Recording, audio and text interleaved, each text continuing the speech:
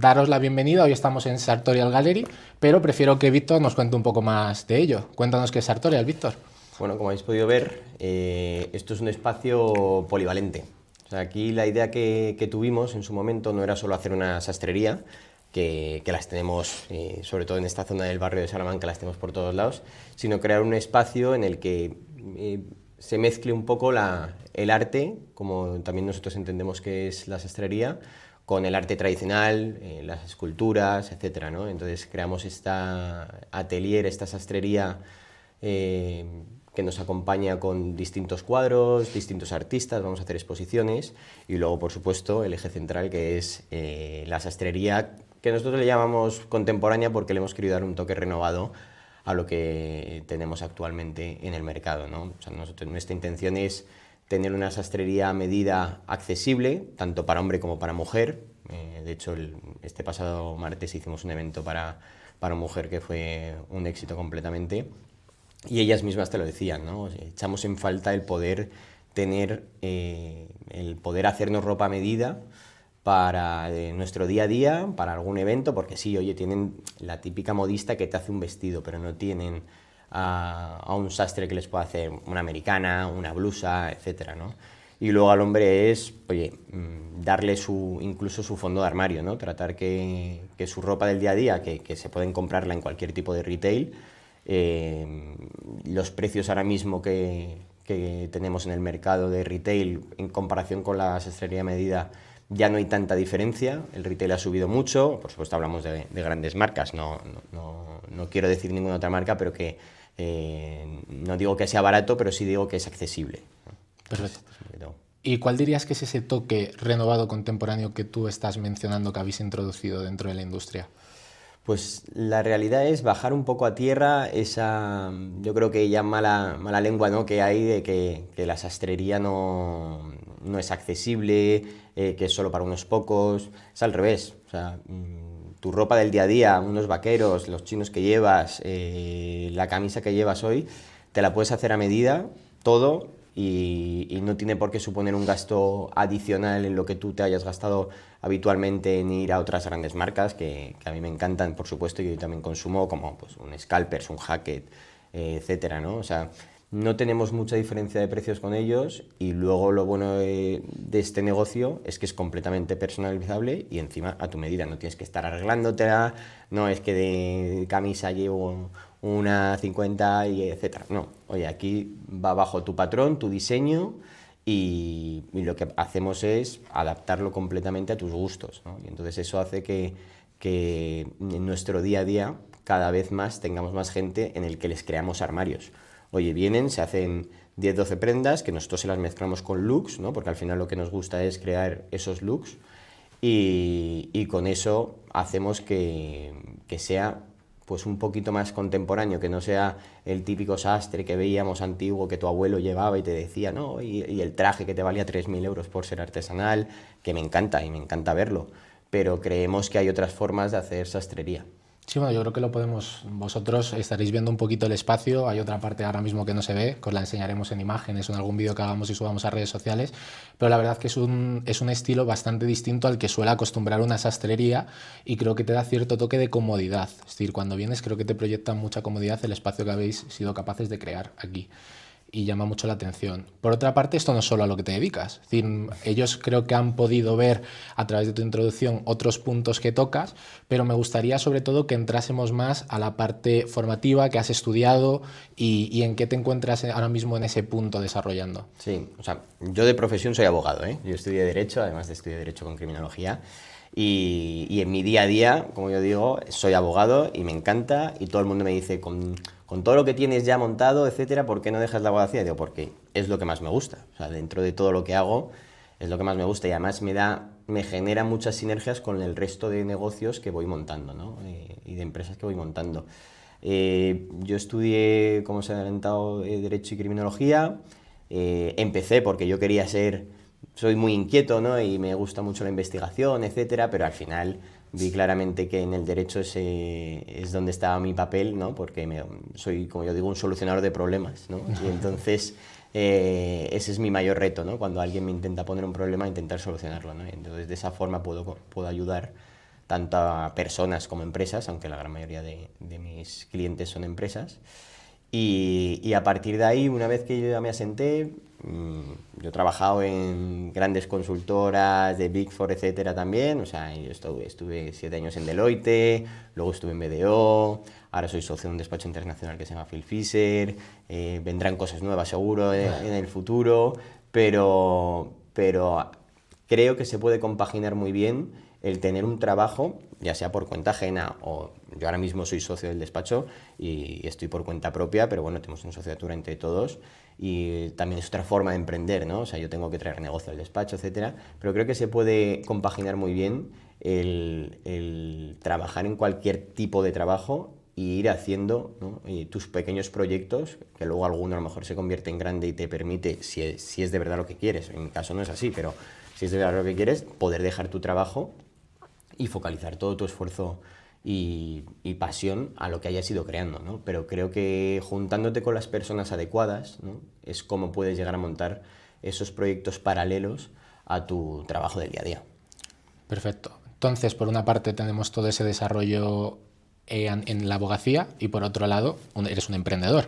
Y como acabas de comentar, creo que has llegado a un punto esencial que es la importancia de juntarte con la gente adecuada para desarrollar las cosas. Creo que este hito es bastante clave en cualquiera de las áreas de tu vida al final. ¿Tú cuál dirías que son los indicadores o las características que reúnen o tú de primeras dirías que tienen que tener las personas para que sean adecuadas para desarrollar algo? O sea, al final, para desarrollar algo, o sea, vamos a hablar un poco más coloquial, ¿no? Sí. Lo que tienes que tener es pasión, tienes que tener ganas y te tiene que apetecer y sobre todo saber que vas a tener que hacer ciertos esfuerzos en tu día a día que a lo mejor otra gente no está dispuesta a hacer. O sea, está muy bien, yo soy abogado, he trabajado también mis 10, 12 horas en cualquiera de los sitios. Yo como digo, yo 24/7 estoy conectado, pero es eso, estar 24/7 conectado, disponible, no significa estar 24/7 horas trabajando. Yo cuando me junto con la gente y buscamos los proyectos en los que ir montándonos, busco que la gente se complemente. Por supuesto que no haya perfiles muy parecidos, etcétera, pero sobre todo que tengamos las mismas ganas. Porque si no, yo me puedo venir aquí a trabajar a mediodía, me puedo ir, que ya hablaremos un poco más adelante de ello, me puedo ir a los restaurantes a meterme en cocina, a sacar platos, a hacer lo que haga falta. Luego puedo estar cambiando me voy a la obra porque hacemos un poco de flipping o cambiamos de local a vivienda, etcétera, ¿no? Pero eso es en mi tiempo en el que se supone que yo debería ya estar descansando de mi trabajo, ¿no? Entonces, al final, juntarte con gente que piensa igual que tú y que sobre todo te puede complementar en los pasos a los que tú no llegas, pues ese es el kit vamos, yo creo que es la clave para poder tener un trabajo y luego negocios paralelos, ¿no? Y en cuanto a las personas, es lo que he dicho, a mí es que me encanta montar negocios con personas, porque es como mejor me lo paso. Montar yo un negocio solo, podría hacerlo, esta sastrería la podía haber hecho yo solo, pero al final me he juntado pues con 3 amigos y 2 familiares. ¿Y por qué? Porque para mí la experiencia de ayudar también a gente a montar algo, a entrar en el mundo del emprendimiento, a montar su propio negocio, más el pasármelo bien. Oye, cuando lo pasas bien o sea, cuando va bien lo pasas bien, pero cuando va mal también tienes un apoyo, ¿no? Entonces, yo creo que hacer el viaje solo, desde luego se puede hacer, pero si te rodeas de gente que sea un poco como tú, que tenga las mismas ganas que tú o tenga los mismos objetivos que tú, es mucho más divertido el camino. Completamente. Justo has hablado de esos momentos que puede haber buenos, pero también esos momentos que hay malos. Al final, yo creo que el emprendimiento es como una montaña rusa, ¿no? Incluso la gente se piensa que es durante meses, durante años, pero puede ser en el mismo día. De repente te puede haber pasado algo súper bueno y de repente Totalmente. a las 2 horas te llaman y es malísimo. ¿Tú qué haces o cómo afrontas esos momentos de duda, de desmotivación, de no comprender muy bien lo que está pasando en ciertas ocasiones? ¿Tú en qué te respaldas o qué te gusta hacer para afrontar esos momentos? Yo siempre he dicho, yo no busco dónde está el problema, busco la solución. Entonces intento no encasillarme en, oye, ¿qué está pasando? ¿Qué no? O sea, vamos a ver por dónde salimos. Y incluso a veces es, ¿cómo solucionamos esto con el menor impacto posible, ¿no? Pero pero no me centro en, oye, ¿por qué ha pasado esto? Eso ya lo veremos. Y lo veremos seguramente mucho más adelante de lo que se debería hacer, ¿eh? Que yo a mí a veces me pasa. Tienes, como tú dices, momentos puntuales en el día, pero es que si te paras, si concentras todo tu esfuerzo en pararte en eso, en focalizarte en... Oye, no, tú sigue. O sea, tu objetivo no es a corto plazo, tu objetivo es al final de muchos años, ¿no? Entonces, cualquier problema de hoy se va a poder solucionar. Si no es hoy, mañana, y si no es mañana, será pasado, ¿no? Pero lo que tienes que buscar es la solución, ¿no? Entonces yo, cuando tenemos problemas, esta semana, por ejemplo, hemos tenido todo tipo de problemas, ¿no? Entonces, al final, lo que buscas es cómo solucionarlos. Oye, es que vas a trabajar y en este caso, por ejemplo, tenemos una sastrería con un sastre que es maravilloso, pero es que también se puede poner malo. Y está en su derecho a ponerse malo.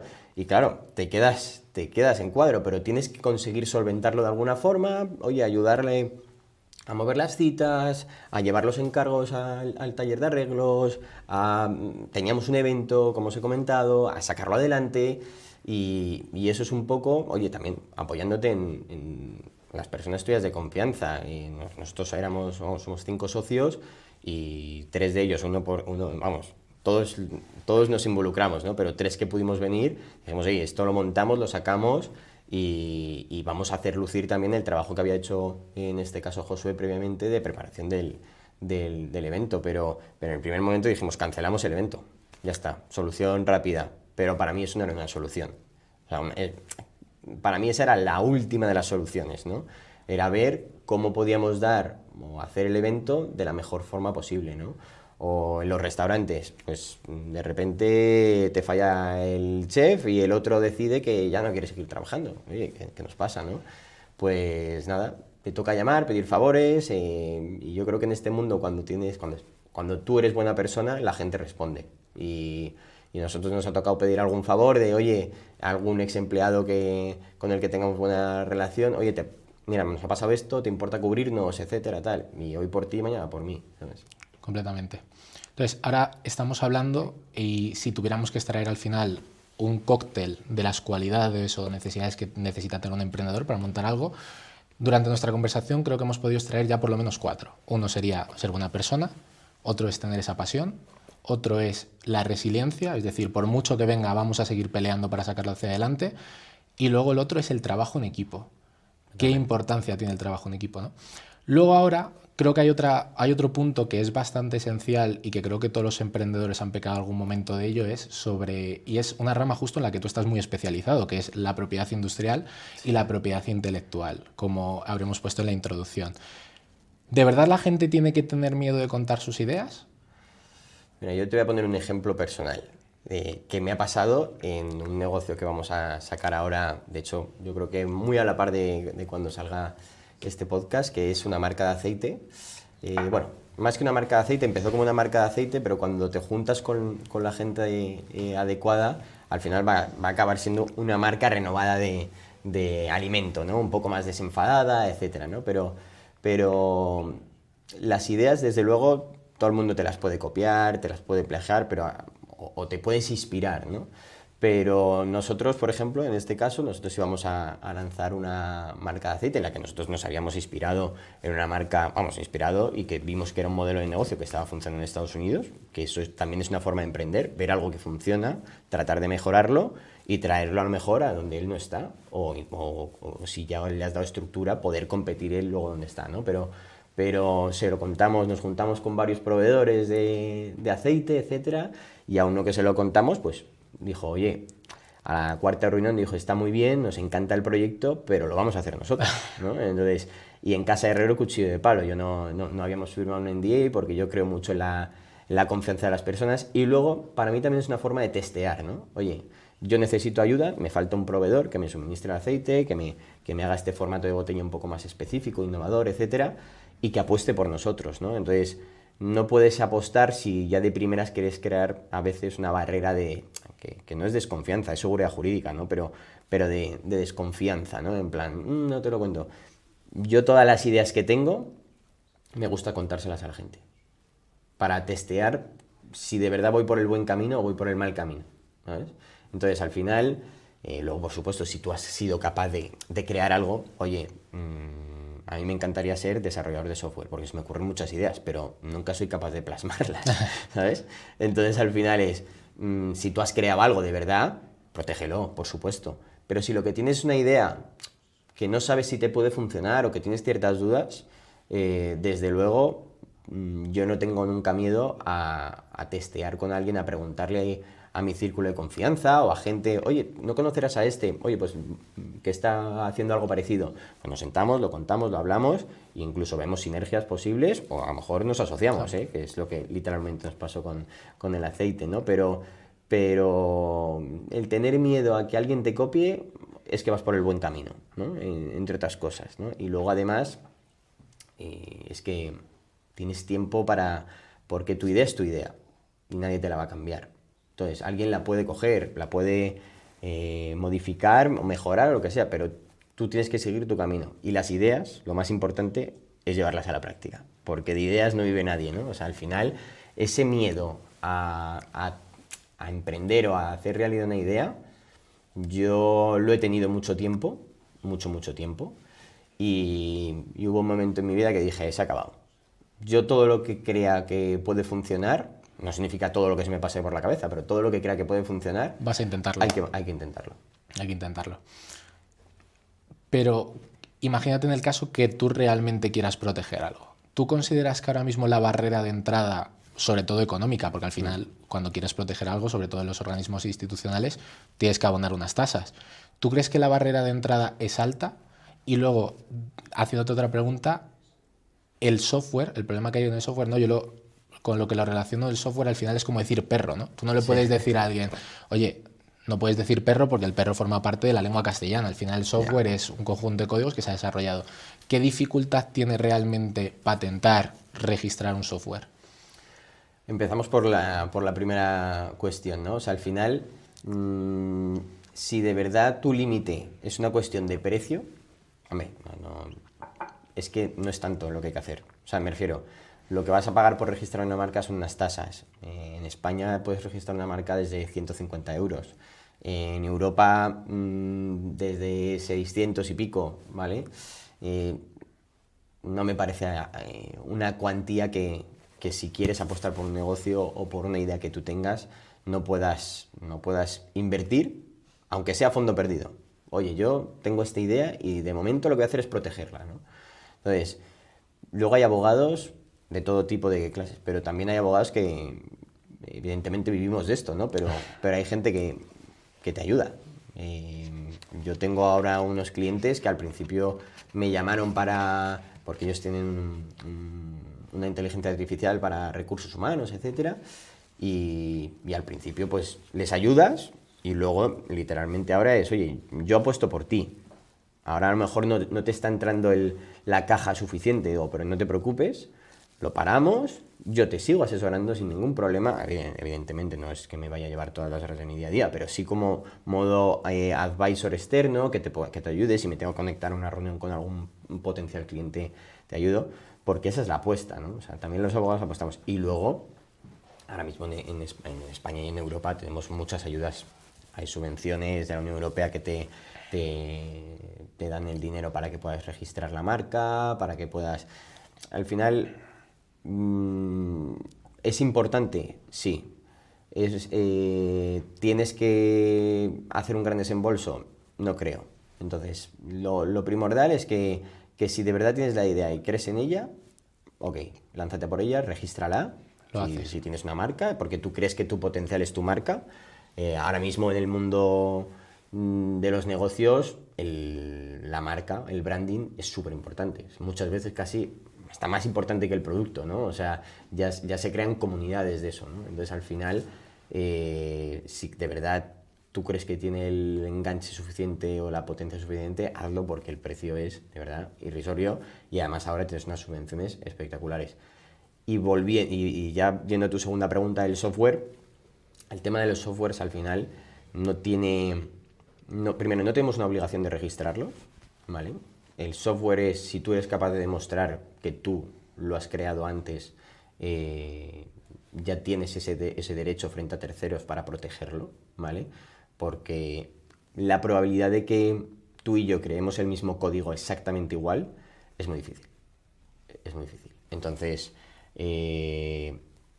tienes que intentar, cuando vayas dando esos pasos, ¿no?, de creación de código, aunque sea tuyo o con un desarrollador que hayas contratado, pues tú vayas guardando esa trazabilidad, ¿no?, de lo que has venido haciendo y un poco eso es lo que te va a dar la protección frente a terceros, ¿no? Que luego tenemos un registro de la propiedad intelectual en España que lo puedes hacer, pero no es obligatorio, como por ejemplo puede ser en el caso de los activos intangibles como son las marcas, etcétera, que tengas la obligación de registrarlo para poder protegerlo, ¿vale? En el caso de los softwares funciona un poco distinto y es, oye, si tú eres capaz de demostrar que la idea viene por ti y que es una cosa que es novedosa, que has creado tú, ya conlleva esa protección de los derechos.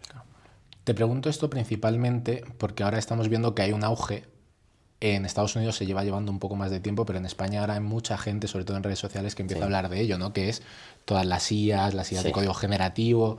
Y claro, ahora desarrollar, este debate yo lo he tenido muchas veces con desarrolladores, es si yo meto el mismo prompt que tú, estoy sacando la misma solución que tú.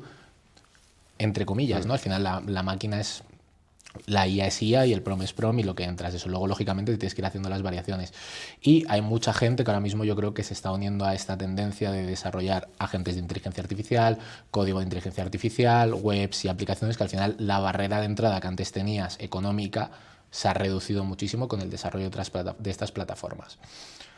Creo que llevamos un tiempo viendo diferentes modelos de negocio que nos estás comentando, pero al igual que tú montas un negocio, hay veces que te toca desmontarlo.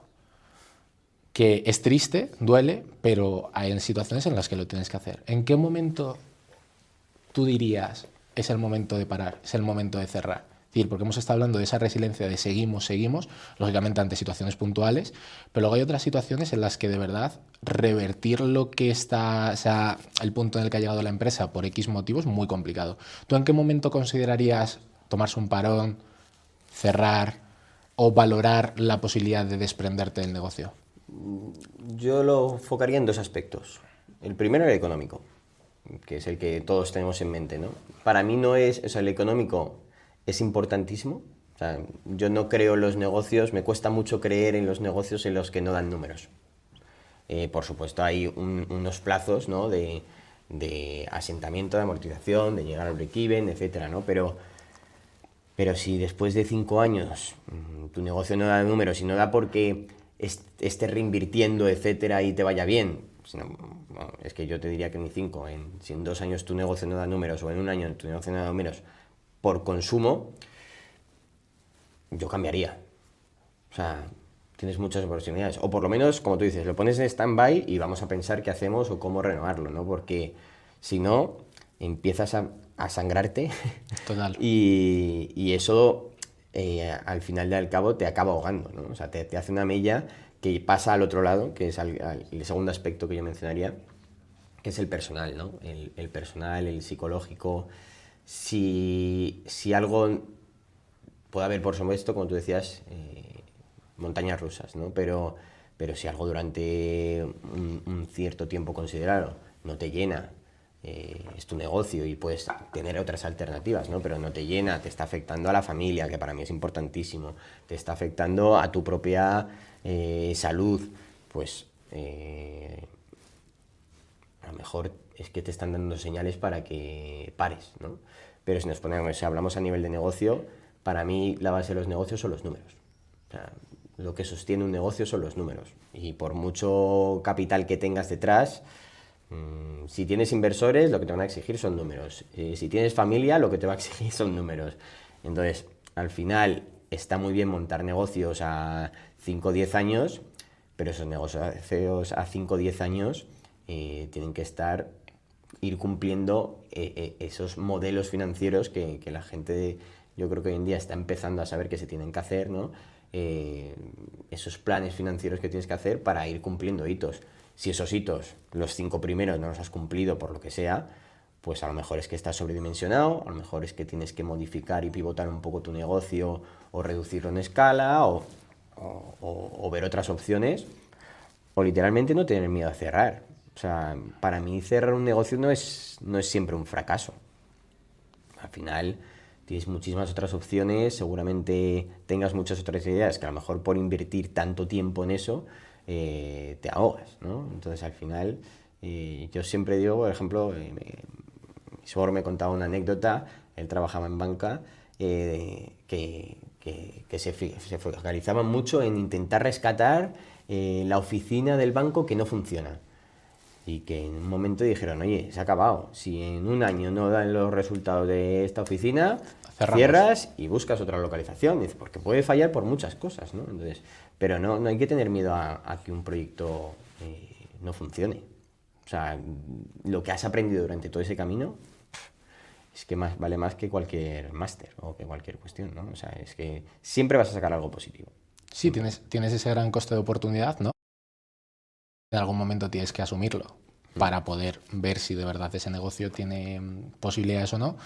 Y luego también la importancia que, como has comentado, tiene la planificación financiera y de verdad cumplir hitos, porque al igual que te puede ir mal el negocio, también te puede ir bien. Y puede llegar un momento en el que incluso te va tan bien que necesitas financiación externa y los bancos o fondos de private equity, que tú también controlas mucho en ese aspecto, y me gustaría que indagásemos un poco, te van a exigir ciertos modelos específicos, ciertas rentabilidades específicas, sobre todo en base al modelo de negocio de la persona que va a entrar. Es decir, ha habido ocasiones en las que nosotros hemos hablado sobre el concepto que quiero que ahora profundices de EBITDA, de por qué entrar si yo soy una empresa de un EBITDA determinado y no al siguiente, porque al final mi negocio está en entro en uno, lo pongo bonito, incremento números y luego le damos el pase. Entonces me gustaría que entrásemos un poco ahí, si nos puedes explicar un poco la generalidad. Sí, o sea, al final un modelo de negocio, o sea, el papel lo sostiene todo, ¿no? Pero tiene que existir ese papel, ¿no? Porque para los negocios es una hoja de ruta. Entonces, como te he dicho, la importancia de los números es muy importante. O sea, vamos, para la redundancia, pero el dato que al final queda, después de analizar todo, es el famoso EBITDA. Pero el EBITDA muchas veces hasta se puede manipular, ¿no? De alguna forma. Entonces, ¿es un dato importante? Sí, desde luego. O sea, al final es la foto finish de cómo está una empresa, de lo que deja una empresa, ¿no? Que todos los negocios o compraventas de negocios se tienen que fijar o valorar por un múltiplo de EBITDA, depende del sector. Hay sectores que sabes perfectamente que están aceptando un múltiplo de EBITDA de 10, 12 y hay otros sectores que tienes que aceptar un 4, un 5, ¿no? Pero bueno, es en función del crecimiento que puedas darle a esa empresa, ¿no? Porque generalizar nos ayuda a posicionarnos o a tener una idea de dónde tenemos que ir, pero al final cada empresa es un mundo. Una empresa puede tener un EBITDA súper positivo, pero al final no tiene más capacidad de producción. Entonces, si no nos fijamos en el resto de números que hay detrás, a lo que ha llegado ese EBITDA, no vamos a poder ver la realidad de la foto, ¿no? O sea, yo nunca le diría a alguien, oye, mira, pido este precio porque tenemos un EBITDA de 3 millones. Y entonces lo multiplico por 7 y eso es lo que vale. Ya, pero ese EBITDA está ya prácticamente asfixiado. O sea, imagínate, lo hemos hablado, ¿no? Una empresa de producción de materiales, de suministros de obra. ¿Cuánto es capaz de producir? Si es capaz de producir 180.000 metros cúbicos y está en ese límite, su EBITDA nunca va a cambiar. Entonces no va a ser interesante para el mercado. Pero si está a 55 de capacidad, pues tiene otro 50% de crecimiento de capacidad posible. de crecimiento. Pues eso es interesante, ¿no? Pero es que al final lo que tienes que hacer o sea, ahora mismo, para poder vender tu empresa, que a todo el mundo nos gusta, ¿no? O sea, Sí. cuando yo creo que estamos copiando ese modelo americano de monto una empresa y tienes dos opciones. O que sea tu proyecto a futuro, o la voy poniendo bonita, que es muy importante saber por qué camino, o sea, desde el inicio, qué camino vas a querer hacer, ¿no? Y ahora hablaremos de eso si quieres. Pero Si optamos, y como estamos hablando un poco de fondos de inversión, de venta de empresas, etcétera, si optamos por el camino de, oye, vamos a hacerlo crecer y luego ya vamos a, y si cumplimos todos los hitos financieros, vamos a buscar financiación externa y vamos a ver si podemos hacer un exit, etcétera, tienes que dar unos pasos previos muy importantes para que cuando salgas al mercado, que ahora hay una inversión brutal, tanto de lo que entendemos como la financiación tradicional, como también, si quieres, hablamos de ella, de la financiación más novedosa, digital, etcétera, ¿no? Pues a través de inversores que pues sacas tu token, te creas una moneda digital o haces un proyecto más digitalizado, y eso está moviendo una cantidad de dinero muy importante.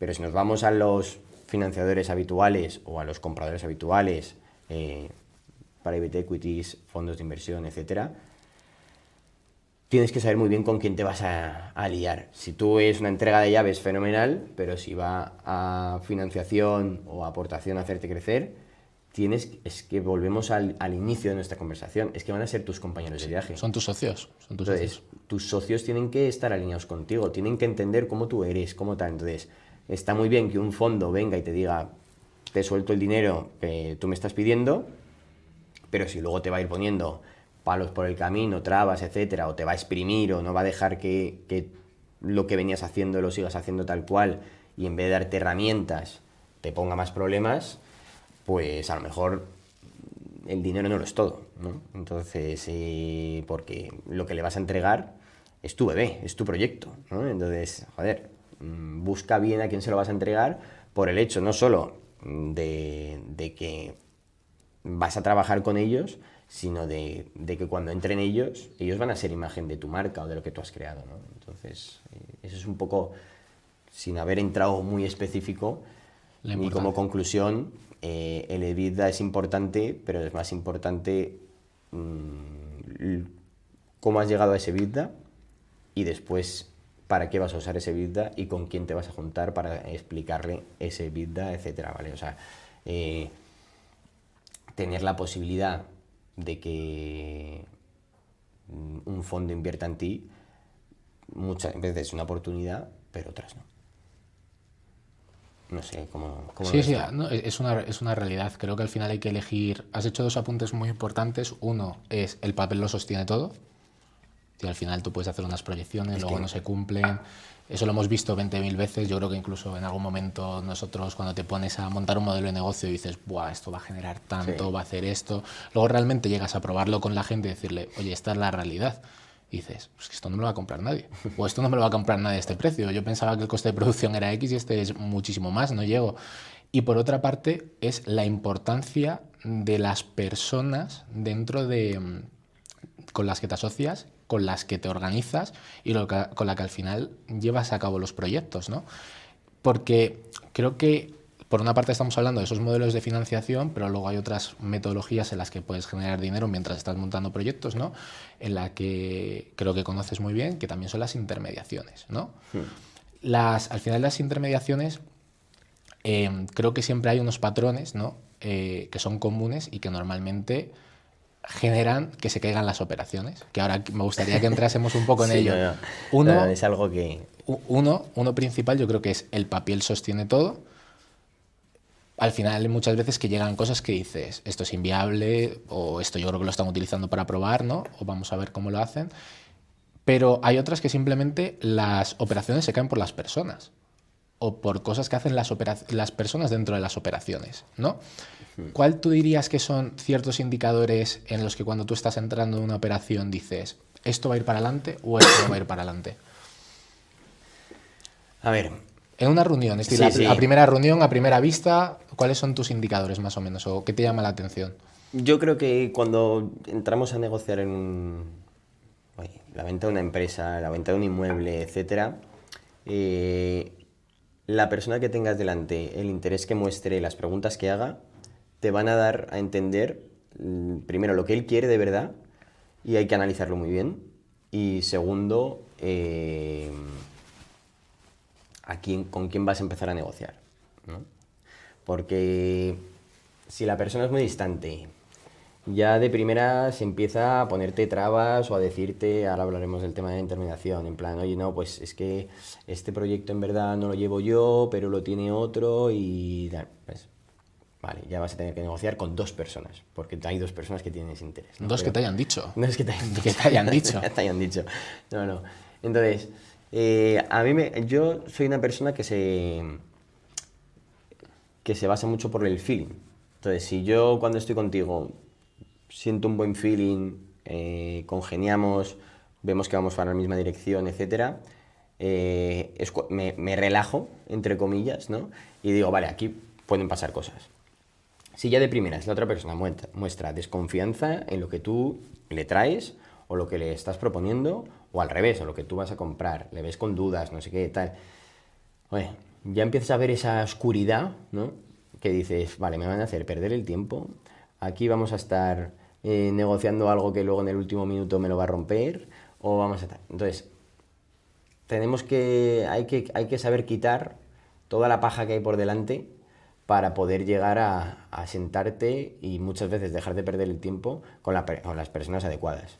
Porque cuando estás empezando un negocio, o cuando de intermediación, o cuando te apetece meterte en este mundo de compraventa, de negocios, de inversiones, para tener, pues como tú decías, hoy a lo mejor otros ingresos alternativos, etcétera, todo el mundo quiere picar y todo el mundo tiene algo y todo el mundo te ofrece y todo el mundo, pero lo que tienes que saber conseguir es, oye, ¿cómo de directo es La operación, o la oportunidad que te están presentando? ¿Con cuántas personas tengo que hablar por delante? Porque hay operaciones que yo te digo, oye, es que a mí eso me interesa. Siéntame con los 4 que me tenga que sentar, pero es que yo quiero eso. Vale, fenomenal.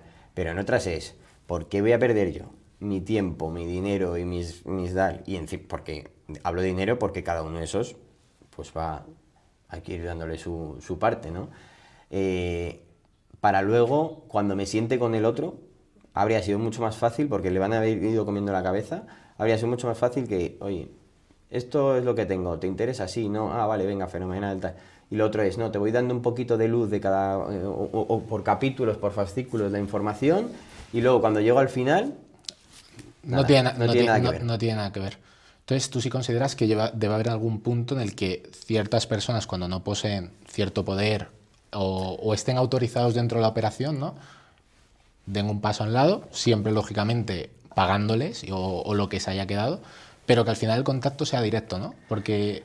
Es que si no, va a haber un montón de opiniones que no van a ser las que realmente importan. Entonces van a embarrizar, van a crear un barrizal ahí en la negociación que no tiene ningún sentido, porque solo van a estar mirando en sus intereses y no los intereses de verdad de la compraventa que se quiera llegar a hacer, ¿sabes? Entonces al final... nos ha pasado alguna vez, tú lo has visto, que empezamos a hablar, nos ponemos a proponerle la compraventa de un activo a alguien y cuando parece que sí que era él el que tenía el mandato o lo que sea, resulta que no. Bueno, vale, venga, vamos a hablar con él. Joder, es que lo que me está contando la otra persona, que es la dueña del no tiene nada que ver con lo que tú me has contado. Él no quiere, imagínate, nos ha pasado alguna vez, no, es que yo no quiero fondos, porque esto era de mi abuelo y yo quiero que esto lo tengan personas. Y, vale, pues es que nosotros el dinero que tenemos es de un fondo, entonces ya habríamos terminado mucho antes la conversación. Completamente. Y yo creo que al final es eso, llegar al punto de decir, oye, vamos a poner las cartas encima de la mesa y luego ya vemos cómo estructurarlas, pero que de verdad encajen, que de verdad tengamos los mismos intereses, porque si no, algo que no llevamos muy bien es el perder el tiempo. Porque te haces perder a ti, a él y al otro. Entonces vas quemando relaciones, vas quemando balas.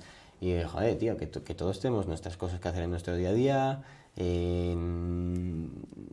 Por supuesto todos queremos ganar dinero, pero no intentes ganar dinero a costa de otros o del trabajo de otros, ¿no? Entonces, yo comisionar de algo que no aporto valor no lo hago nunca.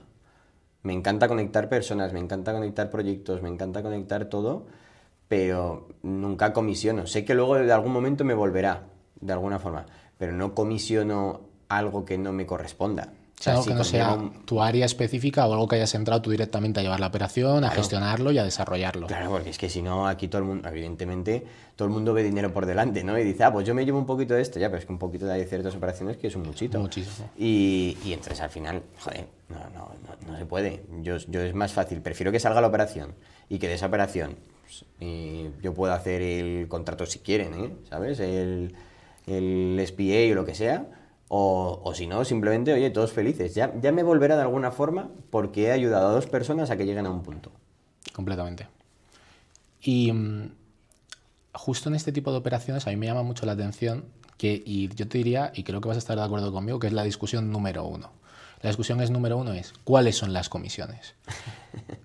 Pero a mí me llama mucho esto la atención, sobre todo cuando todavía no se ha movido nada. Es decir, todavía no sabes Vale. si esa persona lo va a querer, si a ti te interesa, que es lo que llamamos, ¿no? en el mundillo, el perfil ciego. Oye, dame un perfil ciego, información general, y a partir de ahí ya vemos. Y luego ya nos peleamos por las comisiones, si quieres, ¿no?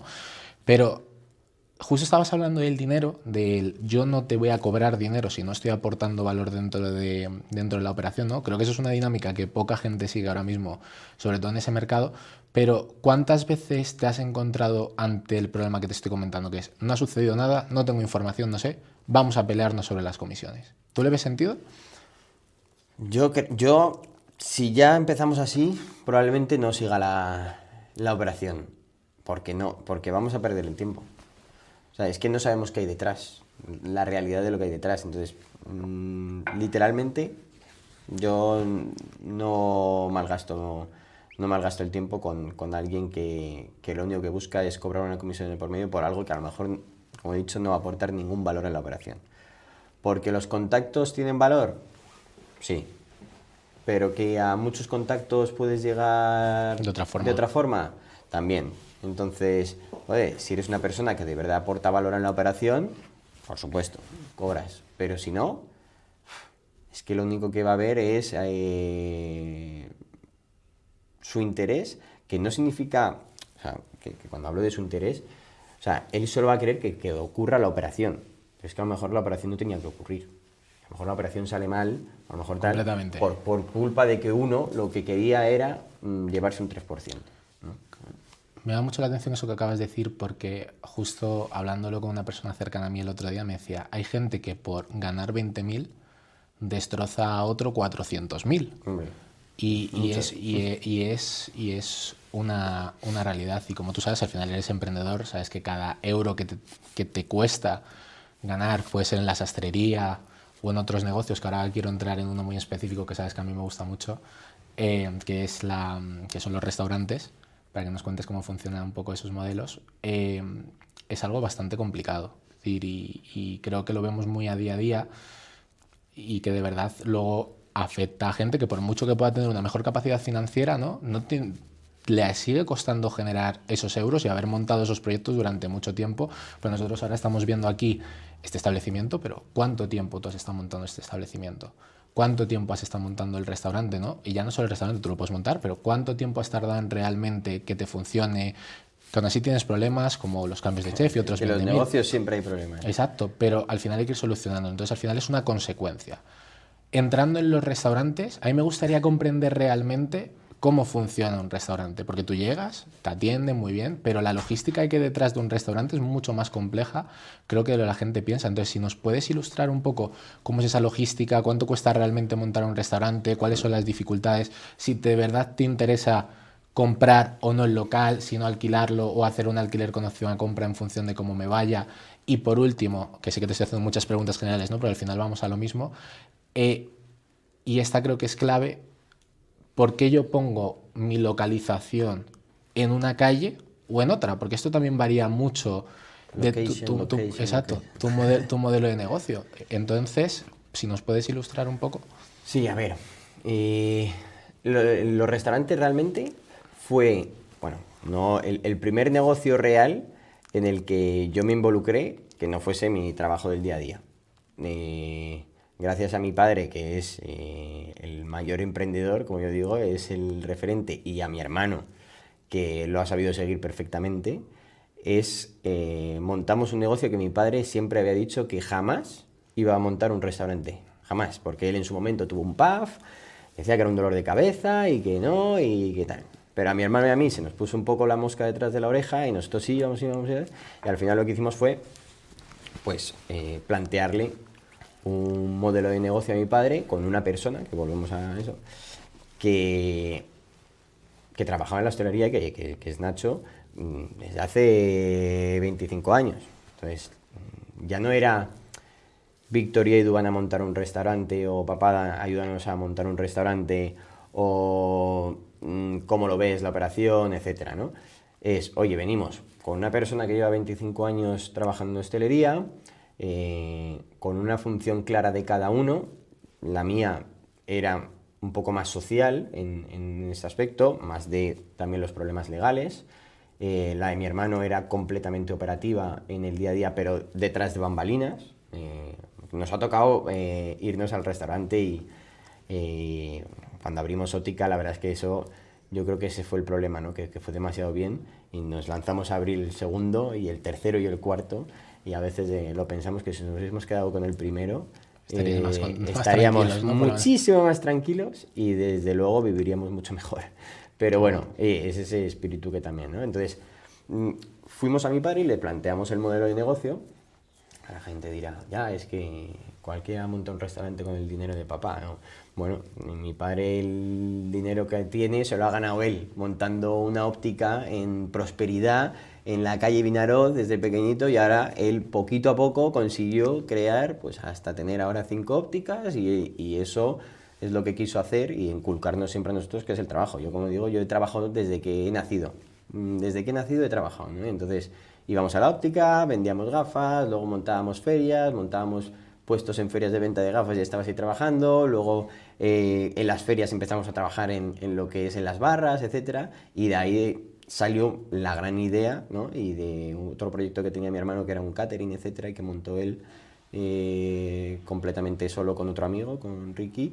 Al final, de ahí dijimos, oye, es que nos gusta este mundo.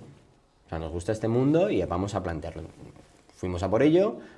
Primer local, buah, nos encanta este local, como tú decías, location, no lo tenemos, buah. Nada, la operación se cae, no la conseguimos cerrar. Y a los 3 meses nos llama Nacho, oye, se va lo que era una antigua Kerberí, enfrente de IBM, tal, nos lanzamos, venga, vamos a por ello. Cerramos la negociación, la verdad, muy bien. Bueno, muy bien. Depende de lo que consideres muy bien. Yo tenía siempre un amigo que me decía, has pagado un montón de traspaso, no sé qué, tal. Para cómo me fue luego, me pareció poco el traspaso que pagué, ¿no? Pero luego en el siguiente, el traspaso que pagué me pareció mucho. O sea, entonces, empezamos a montar la estructura. De hecho, cogimos a un chef que era Andrés, que venía de trabajar con Nacho. Al principio empezamos a montarlo con él. Luego resulta que no quería venirse al proyecto, pues porque le habían ofrecido donde estaban seguir trabajando.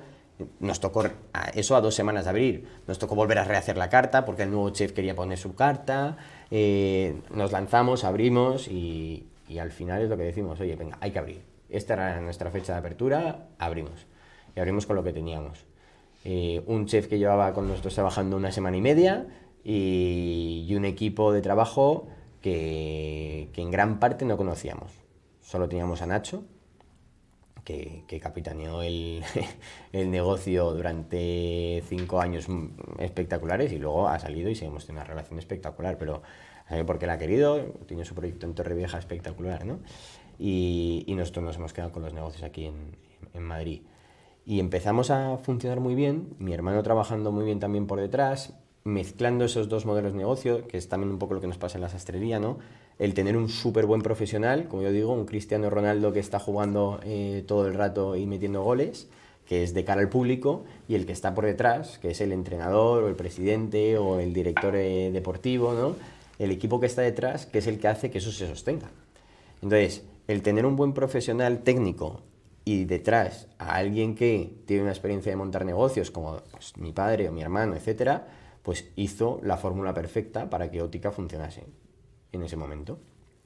Bueno, que sigue funcionando, pero... Y se expandiese. Y claro, que se expandiese. Y de hecho fue también que dijimos, oye, pues ha surgido la posibilidad de abrir en esta otra localización. La localización no nos gustaba del todo, pero los números sí creíamos que nos podían dar.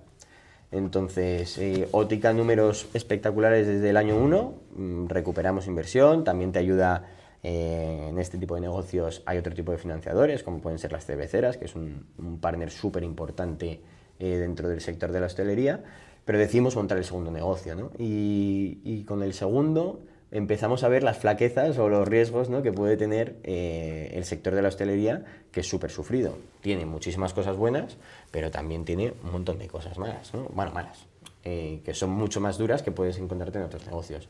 El personal no suele estar cualificado, hay mucha rotación, tienes un incremento de costes que tú no puedes controlar. Hemos sufrido COVID, o sea, que al final te vas encontrando con adversidades que no son tan fáciles de gestionar, pero como te decía antes, que es que hay que hacerlas. O sea, no vale centralizar tu esfuerzo en el problema. No, es que tengo el problema. No, hay que hacerlo, venga, pues vamos a buscar la solución. Vamos buscando soluciones y tiramos. Y si no hay una solución, seguimos tirando, que ya la encontraremos, ¿no? Y entonces montamos el segundo y ese ya no empezó a ir tan bien. ¿Y qué pasó? Que Nacho, que era nuestro Cristiano Ronaldo, empezó a intentar, venga, me voy al otro e intento remontarlo. Pero claro, si Cristiano Ronaldo se pone a jugar también con el equipo de Arabia Saudí cuando no es temporada, etcétera, el rendimiento del Madrid bajaba, ¿no?, en su momento. Entonces dijimos, nosotros tenemos que proteger a nuestra gallina de los huevos de oro, que es Ótica. Nacho, tú estás aquí y Okiali, si funciona, fenomenal. Bueno, conseguimos más o menos estabilizarlo, pero no era igual de rentable ni a un negocio tan bonito como el que teníamos en Ótica. Justo en medio del COVID, un día mi hermano me llama y me dice, oye, ¿cómo molaría tener este local, Landecha, un local mítico, tal, en Parque de las Avenidas, cerca de las ventas? Y a la semana le llaman los de Gelmar, oye, que es que queremos ofrecerte, que sabemos que es de Ótica y queremos ofrecerte el local. Fuimos a verlo, mitad de COVID, restaurantes cerrados, tal, y dijimos, joder, para nosotros. Localización. Ese sí que era localización, no el otro de Okiali. Okiali estaba un poco más entre calles y tenías oficinas al lado, ¿no? Y entonces ahí, localización. ¿Qué dijimos? El primero ha funcionado por localización, enfrente de la puerta de IBM. Este va a funcionar al lado de edificios de Naturgy, una terraza espectacular, montamos la lupa y aquí seguimos con ella, ¿no? Y después montamos un cuarto, que ese fue más, como yo digo, una operación de negocio. Lo que hicimos fue, se quedaba el local vacío, nos lo ofrecían a coste cero, y dijimos, a coste cero yo me quedo todo y luego ya veo lo que hago. Lo montamos, lo reformamos, lo pusimos bonito y probamos dos modelos de negocio, un italiano. El italiano en las zonas de barrio te da menos consumo porque tú no cenas dos veces en un italiano, claro, por semana.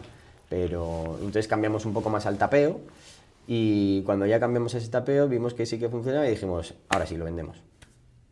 Y entonces intentamos hacer, oye, pues un poco ese flipping que ahora se hace mucho en inmobiliaria, pues flipping de la restauración, ¿no?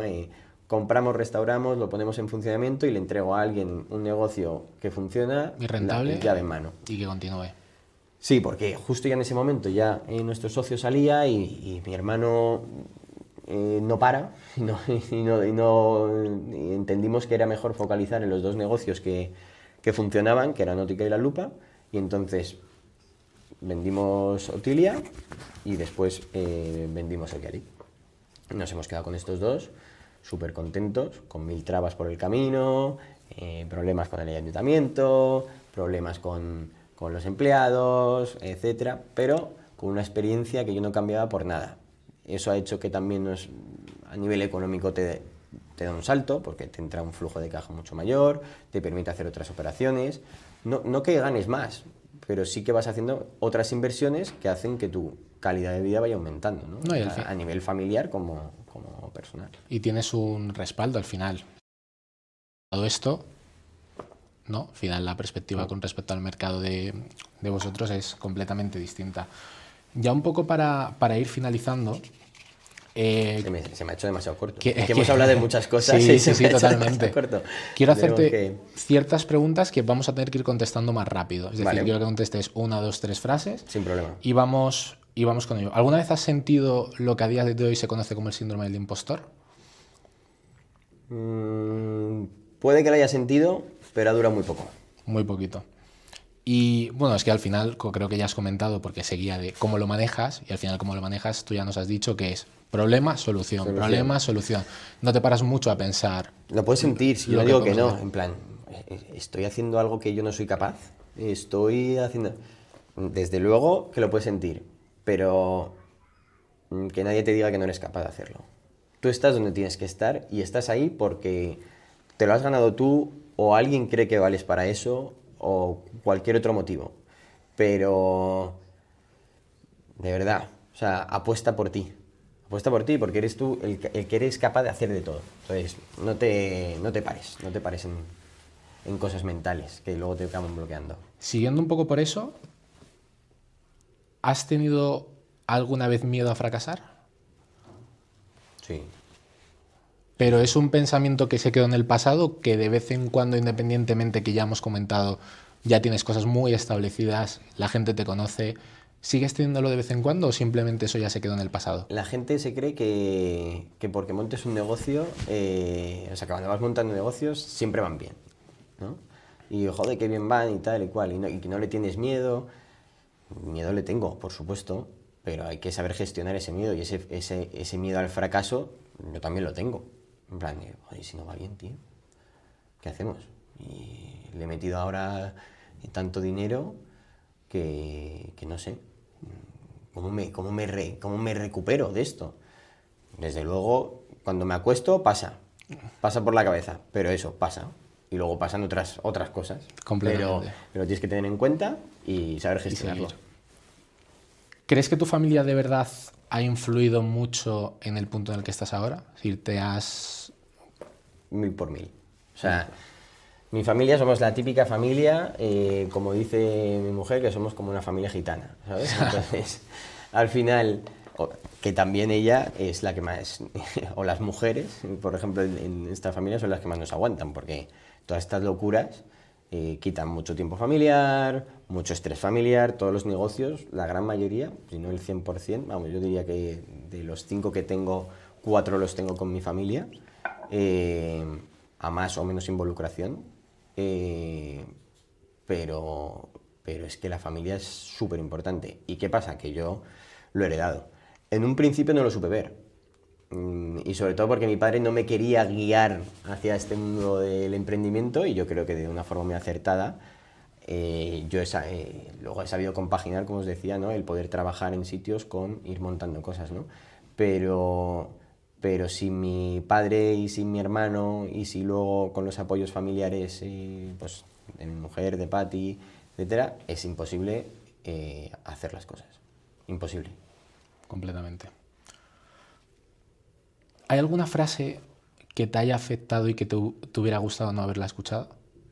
Porque creo que esto es algo que pasa mucho, que de repente cuando ya no tienes que ser un emprendedor, ¿no? Sino estar en cualquier momento de tu vida, lo típico que te dicen, tú no puedes hacer esa carrera, no vales para eso, tú no vales para el otro. ¿Hay alguna frase que a ti ya te han dicho que te resuene? Sí, ¿Sí? ¿Cuál sí, es? muy clara. No eres una estrella, eres un estrellado. No eres una estrella, eres un estrellado. Sí. Y en el momento que te... Me reventó Porque por la persona. que Pero, te lo dijo. sí. Sí, bueno, eso ya es cuestión tuya y personal, pero creo que todos tenemos en algún momento alguna frase como la que acabas de decir que de verdad te afecta y que la puedes utilizar de dos maneras. Yo creo que en tu caso claramente podemos Yo ver... la cogí en plan, no va a ser así. Y te voy a demostrar que no va a ser así. Claro, fue tu fuel, ¿no? Por decirlo de alguna Sí, manera. fue en un momento, bueno, un poco inicial porque yo como hace 4 años o 3 años decidí que iba a empezar a montar las cosas. Algunas ya las tenía montadas, llevamos casi 10 años con los restaurantes, pero con poca involucración mía y yo quería montar mis propios proyectos de la mano de mi familia y de mis amigos y quien quiera subirse al barco, que me llame, que yo monto cualquier negocio sin problema, ¿no? Pero tampoco hay que abarcar aquí a 10.000, ¿no? Porque quien mucho abarca, dicen, ¿no? Poco aprieta. Pero esa frase a mí me dolió tanto que fue, como tú has dicho, un impulso de energía de decir, bueno, ese es tu punto de vista, yo creo que voy a demostrar que no es así y después de 10 o 12 años que pasó esa frase, creo que lo he demostrado. Creo que lo he demostrado. O sea, creo que se sí. lo he demostrado a esa persona. A esa persona, yo creo que completamente sí. Y me lo ha dicho muchas veces. De hecho, hace poco me envió un mensaje en plan... él no se acuerda seguro de que me dijo esa frase. Bueno, le mandaremos este podcast Sí. en... A ver si se sabe reconocer. Pero... Completamente. Y luego ya las dos últimas. Y esta va un poco relacionada a lo que hablábamos del mundo de la intermediación, ¿vale? Te lo voy a poner ahí para que lo entiendas, pero Vale. ¿por qué crees que la gente miente? Porque yo es algo que me pregunto mucho, creo que todos hemos mentido en algún momento de nuestra vida, Claro. a lo mejor que no sea mentir, ocultar cierta información, ¿por qué crees que la gente lo hace? Hay gente que necesita de energía de otras personas, y en el tema de la intermediación, si tú no aparentas tener algo o ser alguien o tenerlo o generar esa confianza en el mercado, te va a costar mucho. Entonces la gente tiende a fabular, a inventárselo, ¿no? Y para mí es un error. O sea, las cosas se consiguen con tiempo. Oye, que yo he mentido en muchos negocios pues, para generar un negocio. O sea, siempre recuerdo alguna anécdota con alguna empresa que he ayudado a montar de que no teníamos el producto, pero sabíamos que lo podíamos hacer y sí, hombre, este producto, quitamos las etiquetas, le pusimos la etiqueta a otro y dijimos, este es nuestro producto, lo tenemos el almacén lleno de esto. O sea, que mañana si quieres tienes aquí no sé cuántas mil botellas para que tú puedas surtir a todos tus clientes. Pero eso es, como yo digo, una mentira piadosa que te hace evolucionar. Pero el inventarte una historia de quién eres y de algo que no tienes, pues no le veo mucho recorrido. O sea, Sí, no tiene mucho sentido. entonces, yo no me gusta nada que me mientan y desde luego tampoco voy con nada que no tengo. De hecho, si no lo tengo, prefiero decírtelo, oye, no lo tengo, pero te lo puedo, como te he dicho, soy un solucionador de problemas, me gusta, Lo puedo conseguir. pero te lo puedo conseguir. Y si no puedo, te lo digo, pero tú déjamelo, que yo lo intento, por supuesto no me lo dejes en exclusiva, etcétera, pero déjame que yo lo intente mover. Y si no llego, porque oye, pues no salen, haces 4, 5, 6 llamadas, ves que no sale, pues ya está, no pasa nada. Pero sinceridad, porque al final es que le vas a quitar tiempo a la persona y vas a defraudar la confianza que estaba poniendo contigo, que eso no se recupera. Completamente. Luego, por último, que es una dinámica que llevamos haciendo, te vamos a dejar un boli y esta libreta. Entonces queremos que escribas una dedicatoria a alguien, lo puedes decir a quién, a no, simplemente algo muy corto, muy breve y, Vale. que les escribas la dedicatoria, ¿vale? Venga. Te dejo por aquí y luego ya contestamos la última pregunta. Vamos a ver, ¿qué ¿Por lo hago aquí? Sí, como tú quieras. También lo podías haber avisado y me la pensaba. Es que preferimos la Sí, espontaneidad. no, totalmente.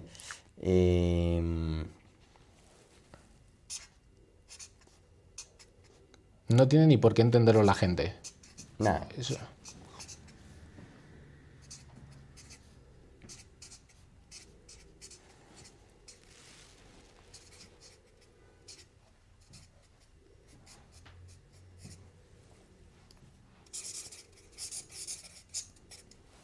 Perfecto. Muchísimas gracias, Nada, ya lo a ti. enseñaremos. Y luego, para terminar y para ilustrar sobre todo a la gente que nos ve, este podcast nace con un concepto, con un objetivo muy claro, que es contar historias de verdad, tanto las partes bonitas como las partes no bonitas, que creo que son las que proporcionan un crecimiento de verdad, para que la audiencia se pueda sentir identificada con lo que cada uno quiera llegar a ser o se quiera proyectar en su vida. No tiene por qué haber un patrón claro, ¿no? Entonces, nosotros queremos redefinir, y eso es por eso la pregunta que te vamos a hacer al final el éxito para nosotros es subjetivo y relativo. Es decir, para mí puede ser una cosa y para ti es otra, y para las personas de nuestro equipo que están aquí detrás, que no se las ve pero que son muy, muy importantes, es otra. Entonces, nosotros te queríamos preguntar, ¿qué es para ti la clave del éxito? ¿O qué es para ti el éxito? Para mí el éxito es sentirte bien contigo mismo, con lo que estás haciendo y desde luego que el resto lo perciba igual, ¿no? O sea, al final, que tu familia se sienta orgulloso de ti y que tu mujer, tus amigos se sientan orgullosos de ti con lo que estás haciendo en tu día a día, da igual lo que hagas. O sea, puedes poner cafés, pero no es lo mismo el que te pone un café y de repente te deja una notita y te alegra el día, que es súper sencillo, al que te pone el café con mala cara, ¿no? Pero para mí es eso, ¿no? Que tú te sientas contigo mismo a gusto, en paz y feliz con lo que estás haciendo y que así lo sientan el resto. O sea, no vale ser un cabrón, con perdón, y, y porque yo así me siento a gusto. No, que tú lo sientas a gusto y que tu familia y los que te rodean lo sientan así. O sea, para mí eso es el éxito, que lo puedas disfrutar con el resto.